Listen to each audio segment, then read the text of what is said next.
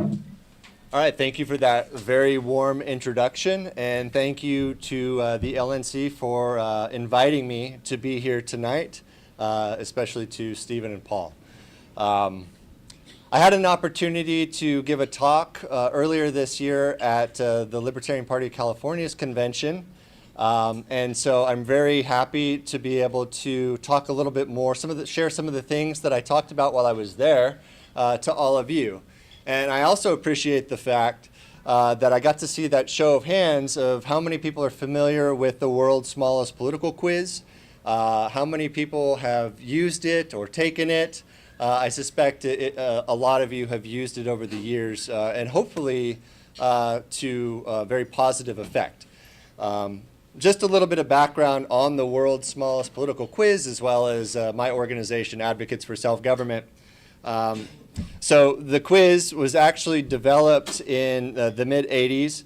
It was sort of taken, the idea of the world's smallest political quiz was developed by a number of folks, including Marshall Fritz, who took this concept, actually developed by David Nolan, who was the founder or co-founder of the Libertarian Party, Jeff? The founder. Okay. So David Nolan, in 1969, wrote a paper. He was a student or a recent, maybe a grad student at MIT, and he looked at the current political landscape. And back in the 60s, remember, this is the time of the Vietnam War, and a lot of people were very politically homeless at that time. They recognized that the Democratic Party didn't represent their views, nor did the Republicans at that time. And so David Nolan had this idea that there must be something missing in this left-right political spectrum that everybody's talking about. So he had a very innovative idea. He said, rather than trying to plot people along this unilateral dimension of left and right, maybe there's a better way to do this so that people like me will actually fit on the political spectrum, on the political chart. And so what he did was he said, okay, well, I'm not going to go ahead and throw this left-right spectrum out. That seems to make sense because clearly there's some different value sets that people have on this spectrum. What I'm going to do is actually put a vertical line right through the middle of that left-right line, and I'm going to call that line an authority axis or an authority dimension. And more specifically, it has liberty and authority at the bottom. And so what this did was it actually gave a home conceptually to millions and millions of Americans across the country for actually where they fell at that time. For example, the sort of people that were maybe fiscally conservative but really wanted to see government downsized or small, but also vehemently opposed the Vietnam War because at that time the Republican Party did not. And I suppose that nothing has really changed in the sense that the Republican Party doesn't typically oppose wars. Usually they enjoy starting them. So anyways, I just wanted to provide that little background context because Marshall Fritz came along with this concept that David Nolan had created. And he said it would be really cool if we figured out a way to expose this conceptually to millions of Americans because this is going to resonate with a lot of people. So Marshall got together with a handful of folks and developed 10 questions, 5 economic liberty questions, and 5 personal liberty questions. And from this, they created a scoring rubric and allowed people to very quickly answer these 10 questions and figure out where they fell on this chart. And man, was this an amazing conversation starter for the liberty movement. So that was done in the mid-'80s. It's been refined, it's been improved over the years, but it has been taken, at least by our count at the Advocates, it's been taken nearly 28 million times by Americans over those decades. It has changed form, and also we own the rights to it, but it's also been adapted and shared and distributed, so who knows what the actual count is. The 28 million is a conservative estimate. I joined the Advocates for Self-Government in 2017. Now, what's interesting about the world's smallest political quiz, since around the time that I started, and maybe even a little bit before this, because I guess a little bit of additional background. I joined the Liberty Movement in 2010. I kind of came out of the Students for Ron Paul movement, or shortly thereafter, because I was kind of very attracted to Ron Paul's message. I wasn't really partisan. I was young, but I really liked the idea of freedom. But there were some issues that I had. I didn't know where to get started. I didn't really understand what it meant to be a libertarian, but I was able to get connected with somebody who was with the Advocates for Self-Government at the time, Jim Lark, and the Advocates sent me out.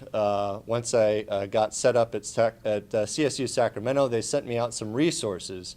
Like I said, I didn't know any other libertarians, but I had some moxie. I was young. I wanted to talk to people and engage with them about these different issues politically on campus so that I could start up a club. And so Sharon Harris sent me out a kit, an Operation Politically Homeless kit, which is basically just thousands of these quizzes in a kit, along with some posters and other resources and materials.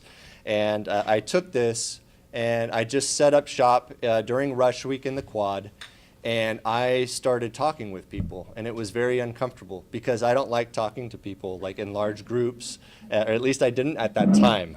And I also didn't really know exactly what I was saying. I knew that I believed in these ideas. They were powerful, and there was something here, something that I wasn't seeing in the Republican or the Democrat Party. But I knew other people probably felt the same way that I did. So from there, I got involved in the Liberty Movement. I met some great friends, and I've been involved in one form or another, advancing these ideas, the ideas that I think we all hold dear, that we all care about, the reason that we're here tonight. But I also want to get back to the quiz itself, because something interesting, I mentioned that I joined the Advocates in 2017, and I've been following very closely for those last almost 9 years how the political landscape has been shifting based on some of the assumptions that David Nolan created and developed in the late 60s.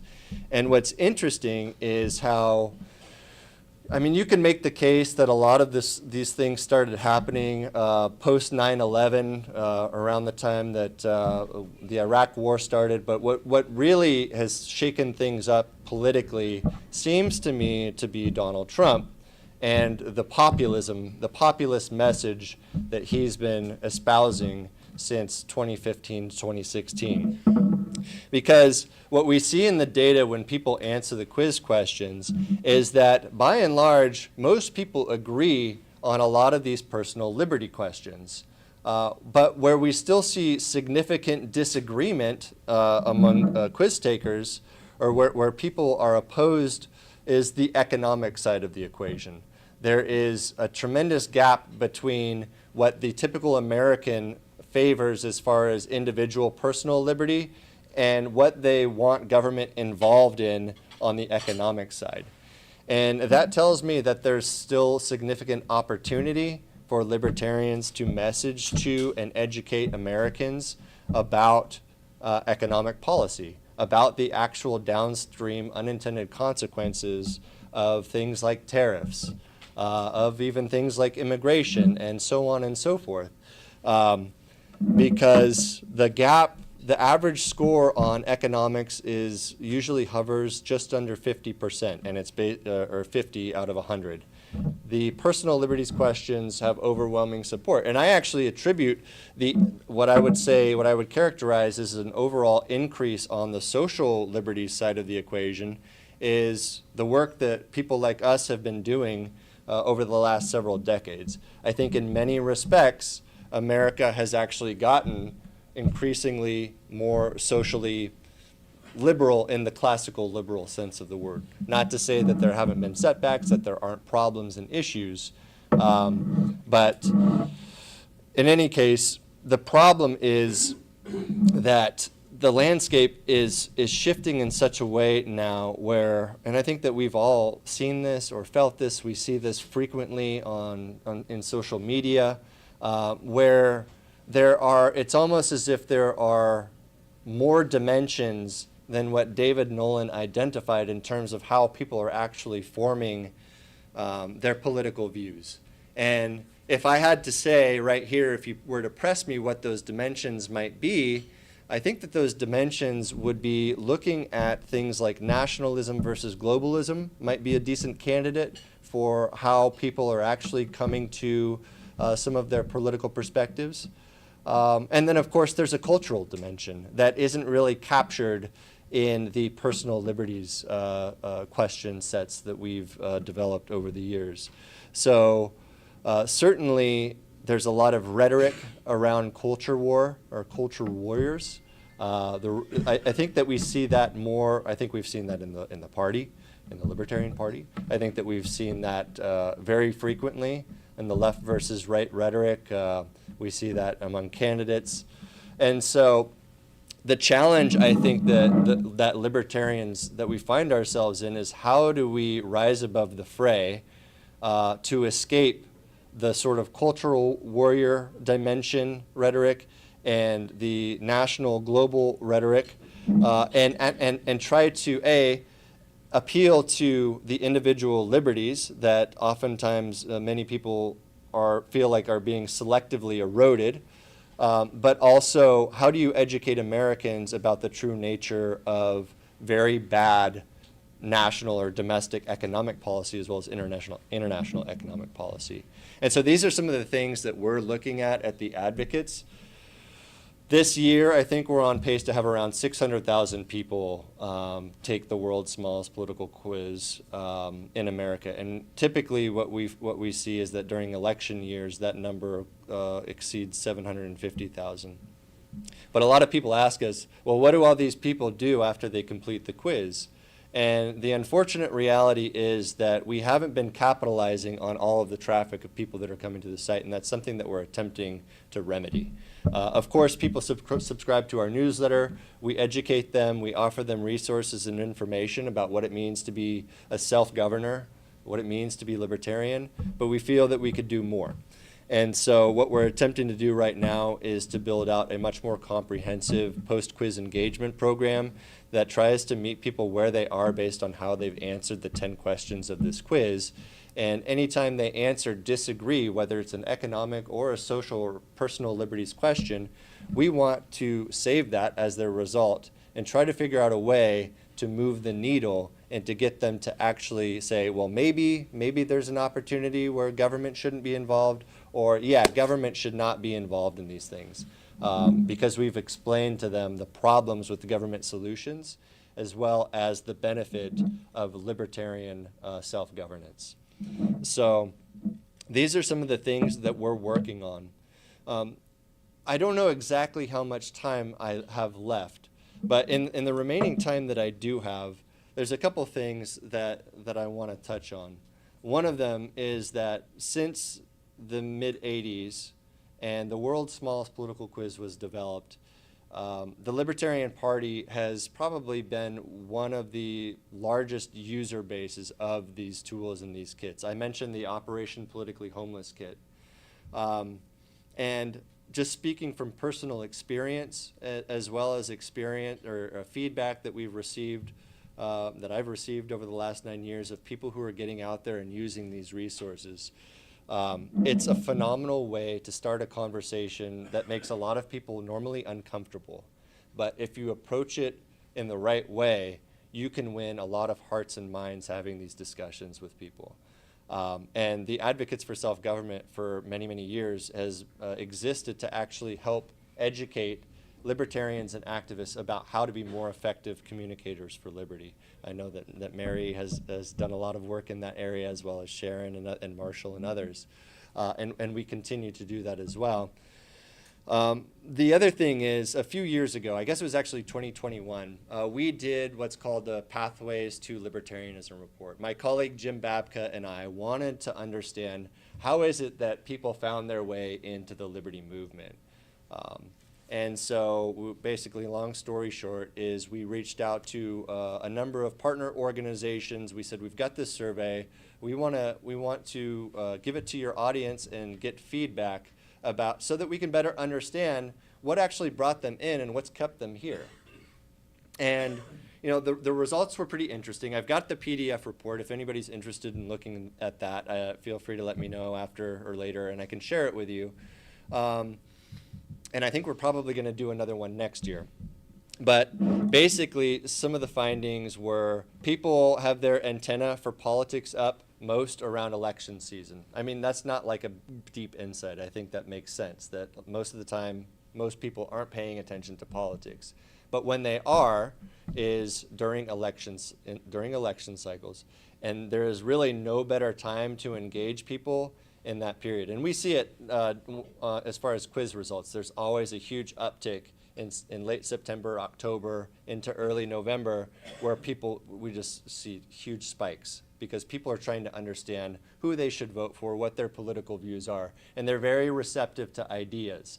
So that is a time that you can message to people. Of course, there's a challenge because there's also a lot of advertising going around in that time too. So how do you connect with people? But if you could do outreach, face-to-face outreach during that period of time, you can actually make a pretty significant impact. And then there was one other thing that I wanted to share. What was it? Oh yeah, on the pathways report. So the other thing, or wait, what was it? A couple of things. One of them was that 40% of the people that responded to how they got involved. We asked them, what were your political beliefs before you found out about libertarianism and the Libertarian Party? And I think 43% of them said that they came from the conservative right. And again, this was done 4 years ago, and the majority of the audience was an older demographic. But what this highlighted was that the results of the libertarian conservative fusionist efforts that had been done in the 80s and 90s clearly reaped dividends. And whatever you think about that, when you make a concerted, my takeaway from that was that when you make a concerted effort to talk to a particular group of people in language that resonates with them, if you talk to them, whether it's in their moral language about the value sets that they have, the issues that they're most passionate about, and you talk to them in a way that's respectful and informed, you can actually win a lot of converts. And I think that you still have a lot of people, maybe many of you in this room, who came initially from maybe you were Republicans or conservatives. So at the Advocates, what we're attempting to do with this quiz engagement program based on how people score is to actually test messaging with our audience and try to get hard data on the sort of messaging that's effective, that resonates with people, because we desperately need to grow this movement. I think people are frustrated with the current political environment and climate. I think people, there's a huge segment of Democrats and the left that feel left behind, that are very unhappy with their party. And I also think that there are a lot of disaffected Republicans, people who maybe even some people who had identified as libertarian who liked some of the things that Trump was talking about, and maybe paid more attention than they should have to his libertarian rhetoric. I think that a lot of those people are going to be looking for alternative solutions once again.